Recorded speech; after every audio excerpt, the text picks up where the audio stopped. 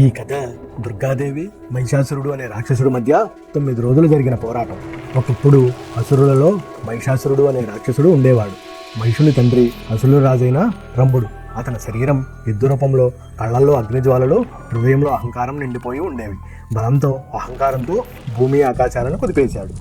బలవంతుడు అవ్వాలని మహిషాసురుడు సంవత్సరాల తరబడి కఠినమైన తపస్సు చేశాడు. పర్వతాల మీద కూర్చుని అగ్నిని ఆహారం చేసుకుంటూ భగవంతుడిని పిలిచాడు. మహిషాసురుడు తపస్సు ఫలించింది. అతని తపస్సుతో ప్రసన్నమైన బ్రహ్మదేవుడు జ్వలించే కాంతితో ప్రత్యక్షమయ్యాడు.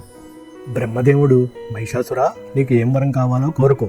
అప్పుడు మహిషాసురుడు బ్రహ్మదేవునితో మాట్లాడుతూ, ప్రభు, నాకు అమరత్వం కావాలని కోరాడు. కానీ బ్రహ్మదేవుడు అది సాధ్యం కాదని సమాధానం చెప్పాడు.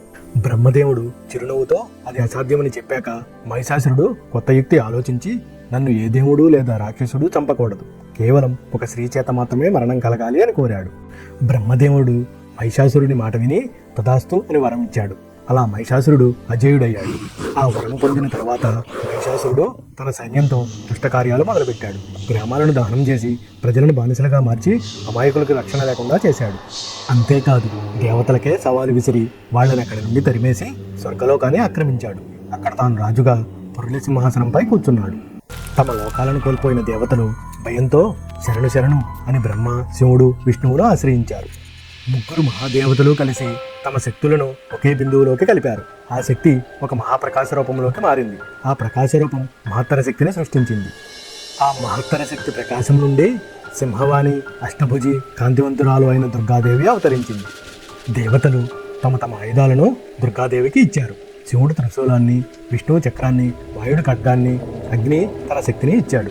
ఆ ఆయుధాలతో శోభిల్లుతూ అద్భుత కాంతితో దుర్గాదేవి తన వాహనమైన సింహంపై ఎక్కి తరంగంలోకి అడుగుపెట్టింది. సింహవాహనం ఎరుపు వేగంతో ముందుకు పరుగులు తీసింది. యుద్ధరంగంలోకి ఒక స్త్రీ వచ్చిందని చూసి మహిషాసురుడు పరిహసిస్తూ హాస్యంగా నవ్వాడు.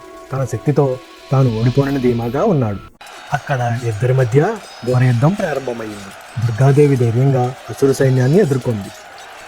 మహిషాసురుడు తన మాయతో కొన్నిసార్లు రాక్షస రూపం, కొన్నిసార్లు ఎద్దు రూపం, ఇలా రూపాలు మారుస్తూ దుర్గాదేవితో పోరాడాడు. దుర్గాదేవి యుద్ధరంగంలోకి గంభీరంగా నడుస్తూ రాక్షసులను దెబ్బకొట్టింది. ప్రతి దెబ్బతో రాక్షసులు నేలమట్టమయ్యారు. సింహం గర్జనతో యుద్ధరంగం మార్మోగింది. యుద్ధం 1 రోజు కాదు, 2 రోజులు కాదు, 9 రోజుల పాటు సాగింది. ప్రతిరోజు మహిషాసురుడు కొత్త మాయ ప్రయత్నించాడు. కానీ దేవి మరింత శక్తివంతంగా నిలిచింది. 9వ రోజు మహిషాసురుడు భీకరమైన యుద్ధ రూపంలోకి మారి దుర్గాదేవిని సవాలు చేస్తూ ఆమెపై దాడి చేశాడు. దుర్గాదేవి త్రిశూలాన్ని గట్టిగా పట్టుకుని యుద్ధరంగంలో నిలబడింది. ఆమె కళ్ళల్లో ధర్మజ్వాలలు వెలిగాయి. యుద్ధ రూపంలో ఉన్న మహిషాసురుడు భీకర గర్జనతో యుద్ధరంగం కంపించింది.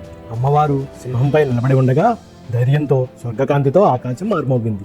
చివరికి దుర్గాదేవి ఒక ఘోర దెబ్బతో త్రిశూలంతో మహిషాసురుడి గుండెను ఛేదించింది. గర్వంతో యుద్ధ రూపంలో ఉన్న మహిషాసురుడు చివరికి నేలమట్టమయ్యాడు. అతని కళ్ళల్లోని అహంకారం శూన్యమైంది. దేవతలు కృతజ్ఞతతో అమ్మవారైన దుర్గాదేవిని స్తుతిస్తూ పూలవర్షం కురిపిస్తూ విజయోత్సవంతో నిండిపోయారు. సోదరులారా, ఈ కథ మనకు చెప్పే నీతి ఏమిటంటే, అహంకారం ఎంత బలమైన ధర్మానికి, శక్తికి ముందు నిలబడలేదు. సత్యం ఎప్పటికీ విజయం సాధిస్తుంది.